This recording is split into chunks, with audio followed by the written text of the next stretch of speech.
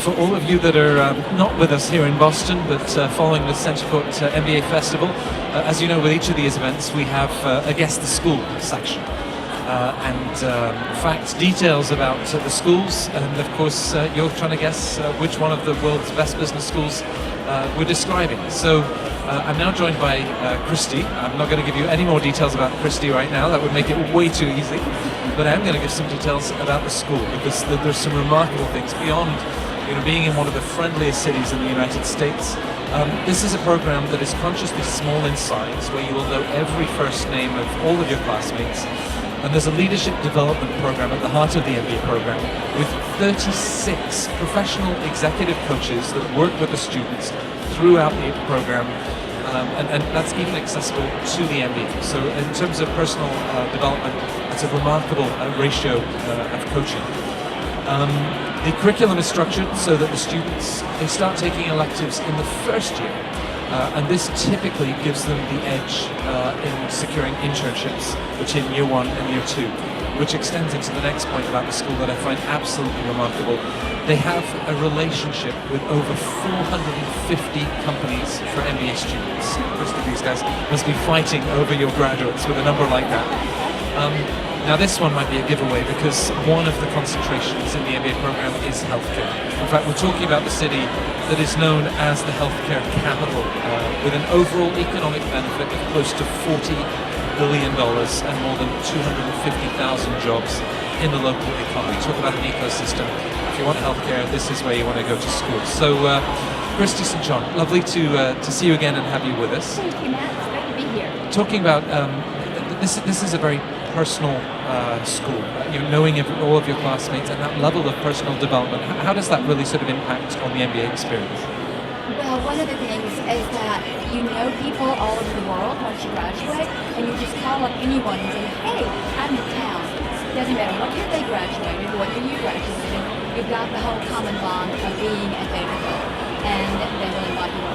Our alums are fabulous mentors.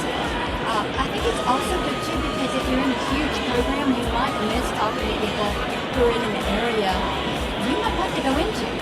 So we definitely tell our second-year students, get to know the first years when they're here, and the first-year students, ask them where they work, where they intern, what advice they have, because they're very open about it.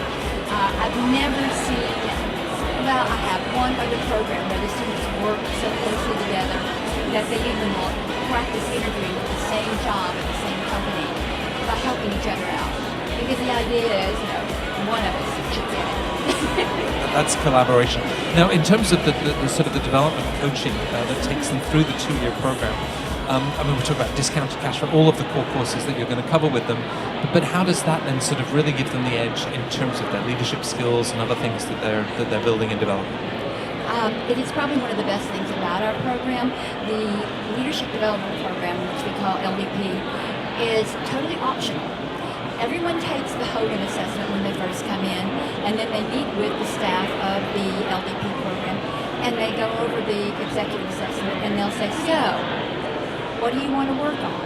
This is all up to you. The whole program is tailored around what each student wants to do, what they have the time to do, and what they want to work on.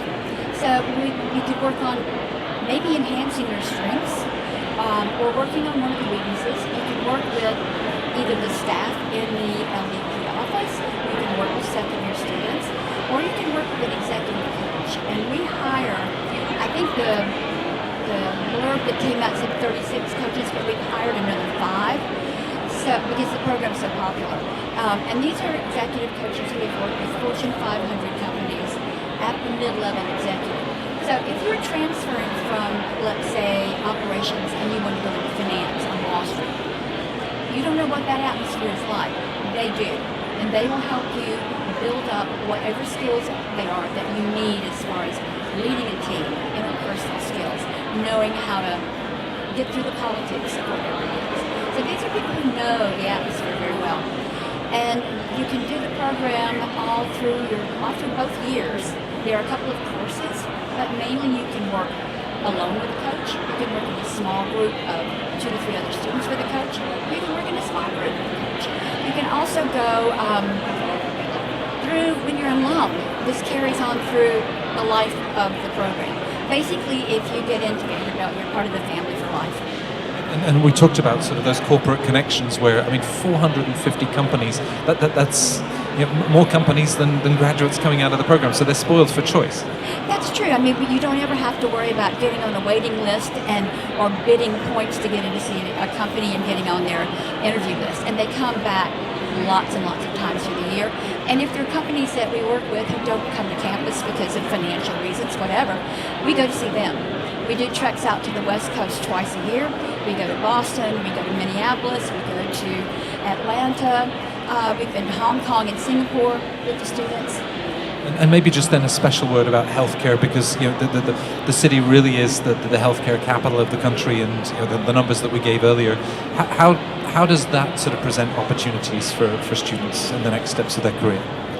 One of the wonderful things about it, if you're doing the healthcare concentration, you can do a week's immersion at the Vanderbilt Medical Center. You would go to the Children's Hospital for a day. You go to the neonatal intensive care unit. You'd be in the emergency room. You'd be in the operating room and actually watching an operation. You spend a day with the life flight helicopter crew to find out what they're doing. And the purpose of all of that is to see what resources do they have, what personnel do they have, what things are they saying they need. So it works whether you're going into biotech, administration, medical devices, whatever it is, you're going to figure out what these people are doing in the hospital and in the center of it. And I think that's very important. Nashville, also the center of so many different companies, and they're opening up every day. It's a huge startup culture as well for tech devices. So there are lots of opportunities, but that doesn't mean that you have to stay in Nashville, because a lot of our alums are now going to, let's say, Genentech. I know we've got 2 people over there now. Amgen, Johnson & Johnson, medical devices, different places. And they're all over the world. So here's a school that's more than about the SEC and football. It's academics, healthcare, industry. And it was my pleasure to be with Christy St. John, who is the Director of Admissions from Vanderbilt University's Owen School of Management. Christy, thank you very much. Thank you very much, Matt, and great to meet everybody online and come and visit us.